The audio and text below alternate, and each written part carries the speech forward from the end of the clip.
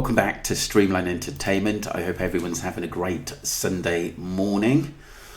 And we go into a short video by the Lancashire Post. And I needed to go back through something, and it's the body found in the search for missing Lancashire teen Jay Slater. And he was found with his possessions and with the clothes he was last seen in. And like I said, the word with the clothes he was last seen in, were those clothes on him? Were they off him? Because the police didn't elaborate on that, and it was a massive topic of conversations because, like I said, some of the articles said with his clothes beside him, which is quite strange. But let's just refresh ourselves by someone speaking from the Lancashire Post.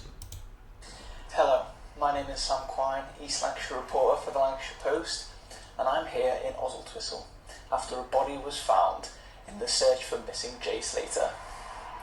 Jay, who was 19 years old, from Oswestwhistle, was last heard from 29 days ago.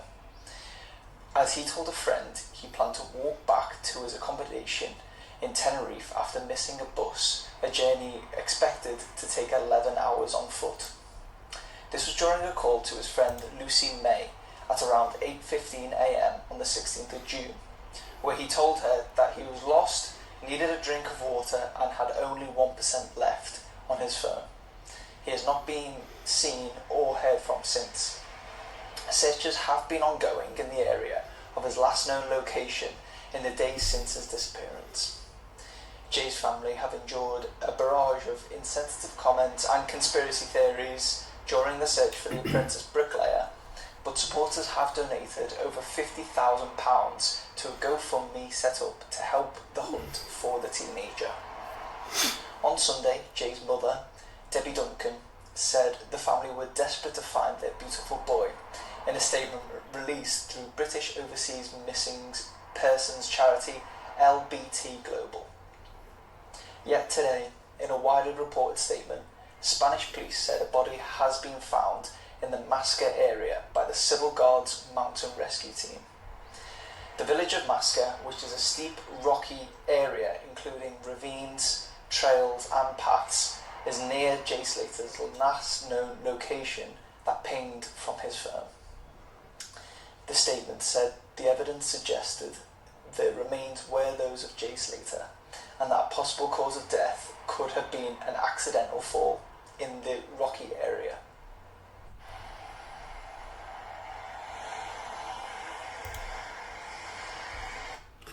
Yep.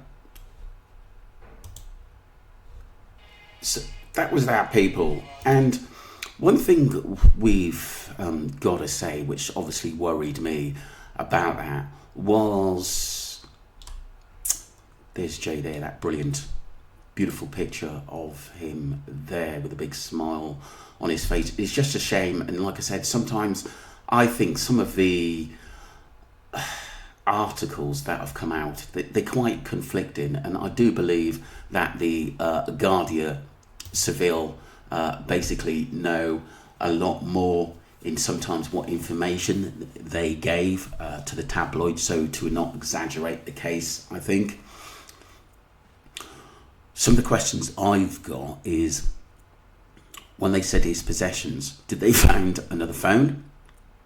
Because, you know, he said that Jay had two phones, one of them was thrown. Did he have one on him? His passport and some money was found in his apartment. Was a wallet found, or did they find ID, or did they find a watch on him? I think when the media did ask, did they find a watch on him, the police didn't want to say anything on that at the moment, which is quite bizarre. But I do want to go into an article. This is by Cold Case with Colette. Do go and subscribe to her. She's basically made some brilliant content on the Jay Slater case, but I just want to go over a few things she said that were kind of crucial. Let's get straight into this. Slater's body dumped where it was found. It has been reported in numerous different media outlets that some of Jay's clothing and possessions were found alongside his body. It is extremely heartbreaking that Jay is dead, but just how did Jay die? Was it really an accident, especially with with all the talk of the Rolex, plus Jay apparently having reason to be scared on the morning that he disappeared. Just what? And don't forget, that was actually MWT who put that news out that apparently he had 2 knives on him, which was really yet to be elaborated on by Mark Williams Thomas. And obviously he was on a podcast the other day, and to me it seems like he just backed away from the case, and it said it was just a fall. I'm wondering whether he has been liaising with some of the accident crew in making a video, and that's one of the reasons why we have a bit of a massive U-turn from him, which never made sense to me, in that the one he said there could have been criminality involved, and got us thinking and speculating about this case even more. I do think a lot of people have checked out of this case, to be honest with you, and it's kind of sad because, like I said, the more we listen to this case, the more we see a lot of injustice. What was Jay scared of? And could somebody have followed Jay? So just where were Jay's clothes? Were they placed by the side of his body, near to his body, or actually on his body? As there are so many differing reports, it's quite difficult to know how Jay was actually found. Was he found clothed, and were his possessions on his person? Could Jay's clothes have been removed during the fall? And does that explain why his clothes were found near to his body? Obviously there is... Well, there were lots of reports that his clothes were found near to his body. People did think, was it just the tabloids getting it mixed up? And I don't think it was, because there were many articles out there, and I think, a lot of them did think, should we put that? But I do believe that they were told from the Guardia Civil that his clothes, or some of his clothes, were found next to him, which is kind of bizarre.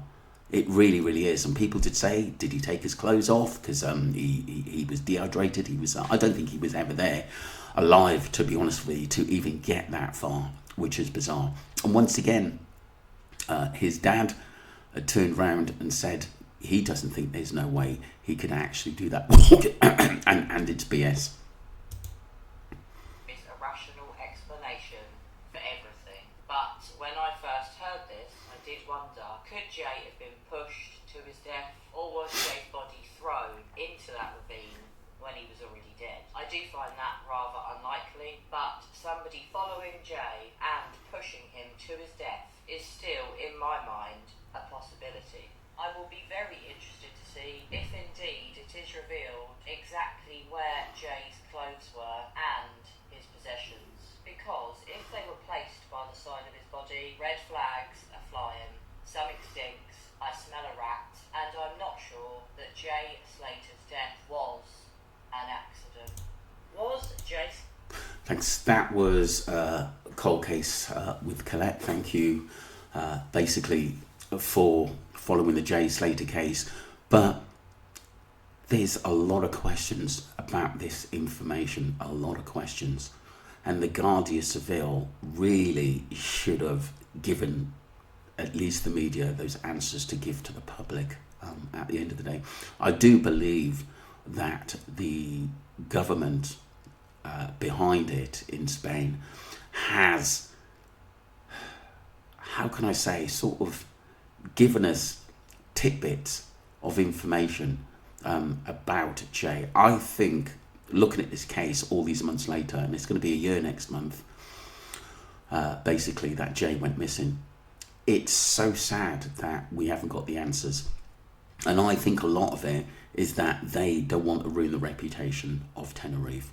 Let me know what you think, people, about his clothes. I think it's a massive topic of conversation, and one we haven't discussed for a little while. I do think the Guardia Civil have let us down from day one, because I think they could have done a lot more in resolving the case, and at least getting us more answers by pulling people in that were there, or that were, with Jay was around. They should have been pulled into the police station, because I think we would have got a lot more answers if high profile people didn't know each other, and it's a major cover up. And we've had British police or ex-police, should I say that the Guardia Civil sometimes like a bit of money, not to talk, and I think that still goes on. And it wasn't long ago that a couple of 3 police, I think, were actually pulled in, Guardia Civil police, for basically backhanders and stuff like that. It happens, but like I said, it was someone's life, and like I said, these people who were involved, they're still out there and they could do this to someone else. And like I said, I don't think they give a toss about what happened to Jay Slater as long as their business is all right. Don't forget to subscribe to Streamline Entertainment, people, and let me know your thoughts on the Globes. Thank you.